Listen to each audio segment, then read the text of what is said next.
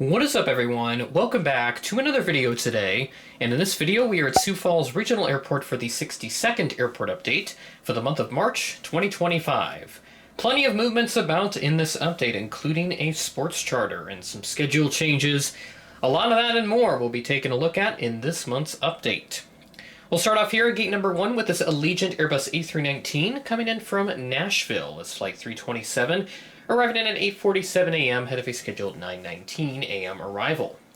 Flights to the Music City will continue on a twice-weekly basis into April, Monday, and Friday service, so same frequency that was present when I flew this route on the Friday night service. That was really cool to do. So now, currently a morning service arriving in, and then we'll leave later in the morning, about like an hour or so later. So I took a look at our LAX service, since I mentioned in last week's update for Des Moines that they were not going to have that LAX service anymore as it had been discontinued. But the source that I saw, Flight Connections, which is what I use for all the flight information, they still show it on the schedule starting on May 23rd, so I'm just going to guess that it will still continue, so I'll remain optimistic on that until I see otherwise. Have not heard anything else with regards to that service not happening this summer, so at least that's good news here. But unfortunate for the folks down in Des Moines that don't have the LAX service anymore. They could probably benefit from something like American Eagle or something like that on a seasonal Saturday only or something to LAX. That would be very cool to see down there, but FST, we don't have the capacity for anything new right now. And what certainly is another service that we could see return in the future once we get this friggin' terminal expansion going soon is Charlotte, and we do have it here, albeit a diversion. So this arrived in as flight 5377, and this was intended for Omaha, and this flight diverted here on March 14th due to a big storm system that moved through the U.S., and unfortunately that day we had some pretty significant tornadoes. Actually, over the course of a few days around that span, there were some pretty significant tornadoes, and unfortunately a few EF4s and some fatalities out of that in other parts of the U.S. So quite unfortunate that severe weather season got a pretty big early head start, and hopefully it doesn't become active up here, because the couple years ago in 2022 we had a couple derechos and some tornadoes even. So yes, that severe weather season in 22 was fairly active for a little while. But this Charlotte diversion, to me, seems like a calling for us to get this service back in some capacity, because I think it would do really well. We just need some more capacity, and that's something I'm certainly going to be alluding to in other aspects throughout this update and any and all future ones. Got a very tight quarters here, but we're going to make it work to the best of our abilities. As we move on over to Gate 5A, we have this American Eagle Embraer 145. Our Piedmont services are back for at least next month, so that's great to see that we'll continue to get the 145s in place of the CRJ 200s, which have now been discontinued and are now operating on pretty much a charter-only basis with Air Wisconsin. This ride-in is flight 5896 at 11:31 a.m., ahead of a scheduled 11:51 a.m. arrival.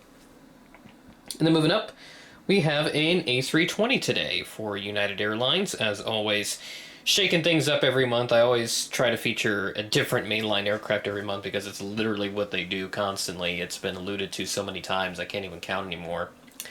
This A320 came in from Denver today as flight 645 at 8:19 p.m., delayed from an 8:15 p.m. scheduled arrival, only behind by 4 minutes. Move over to our other United aircraft over at Gate 6. CRJ this time, a 700 variant specifically, not the 550, but again, the only difference is the registration, and I'm really hopeful that Gemini jets will make some of those United regionals again, because the Embraer 175, the CRJ 550, those were very popular, and the CRJ 200, all of them in the Evo blue colors.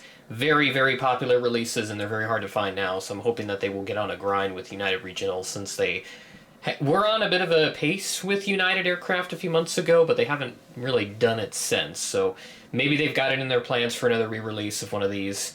I'm thinking if they do another 550 or United Express CRJ 700, they're going to do one with the SkyWest registration, which is what we have represented here. This ride-in from Chicago O'Hare is flight 5458 at 11:21 a.m., delayed from a 10:44 a.m. scheduled arrival, delayed by 37 minutes. And then up to our Delta aircraft, mainline 319. consistent staple here, has always been, and occasional upgrades to the 320 have been noted over the winter, but it's been a 319 for 95% of all other days. So this 319 came in from Minneapolis as flight 1694, arriving in at 10:42 p.m. ahead of a scheduled 10:59 p.m. arrival. So that is all the aircraft we have here at the terminal. So I don't really have any news to report on for the airport, generally speaking. No new services or anything, because again, we don't have this terminal expansion, and I reported on this earlier, but unfortunately the bill to get additional funding for this project, that did not pass. So the additional funding, the airport's not going to get, at least for the foreseeable future, but I'm hoping that the airport can convince the state well enough to actually get this money, or at least, find another source to get it, because they're out like 20 million or something like that, if I remember right. So really hopeful we can get some additional funding for this expansion, because again, we are operating right at capacity essentially, and we don't really have any new services yet. Charlotte, as I said before, that'd be nice to have, and then Allegiant from Destin, I think that'd be another great one to add as well in the long run. And I kind of alluded to like the LAX on American Eagle, like a Saturday only seasonally. That could work here maybe, but I just have to see how that LAX service performs, because obviously Allegiant is closing that crew base out there, so there's going to be a decreased presence for Allegiant out of the biggest airport, because they're going to move most of their operations to Orange County. And that's another service I'd like to see return too. That one got quietly discontinued a few years ago, so I'm not sure what happened there, but hopefully we get it back at some point. But at any rate, we continue on. So I'm going to go ahead and move on over to our Avelo aircraft. This looks like the Gemini Jets photos, actually, the angle and everything. Very high up and kind of at this diagonal shape or whatever. Well, here is the Avelo 737-800, another charter aircraft. This came in on Tuesday, March 25th, so of course I was in school again and I couldn't catch this charter, but I kept a very close eye on it. This ride-in is Flight 8527 from Windsor Locks, Connecticut, so the Hartford area, and this ride-in at 1:25 p.m. ahead of a scheduled 1:36 p.m. arrival on that day. So this Avelo charter was carrying the South Dakota State University women's basketball team back from their participation in the Women's March Madness tournament. They were seeded 10th in their part of the bracket, and in the first round, they played 7th seed Oklahoma State and actually won by a score of 74-68, so they were able to pull off the upset against the Cowgirls.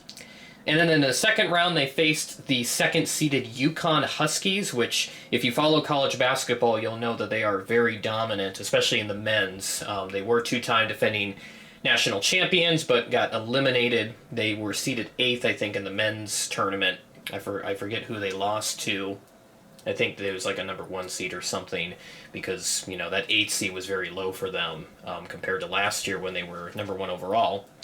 But here in the women's tournament, they were seeded 2nd, and they defeated South Dakota State, which actually started off well for the Jackrabbits, because I actually watched the game, and they were leading for much of the first quarter, but then eventually UConn rallied back, and they won by a score of 91-57. So a pretty typical scenario for a double-digit seed up against one of like the top 4 seeds in a certain part of the bracket. So very common scenario when it comes to March Madness. So now we're moving on into the Sweet 16. So 16 teams remain in each of the tournaments for men's and women's. I haven't really watched it this year because there's not really any fun storylines going on. There's no like Cinderella teams or anything.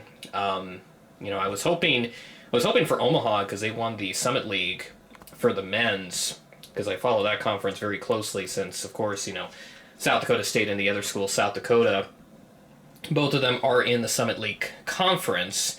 So unfortunately, neither of them made it to either of the tournaments. And Omaha, it was their first time making an appearance in the men's tournament as well, so that was very cool for them. But at any rate, we move away from the sports talk and move on to this next Allegiant aircraft, our second of 3 in this update. This A320 came in from Fort Lauderdale as Flight 491, arriving in at 10:24 a.m. ahead of a scheduled 10:41 a.m. arrival. Fort Lauderdale typically winter seasonal, so still going on at least for the foreseeable future. We'll see if that service drops out here at any point in time. But what will be changing soon is this American mainline. This A319 with Sharklets came in from DFW as flight 1563 at 9:42 p.m. ahead of a scheduled 9:44 p.m. arrival.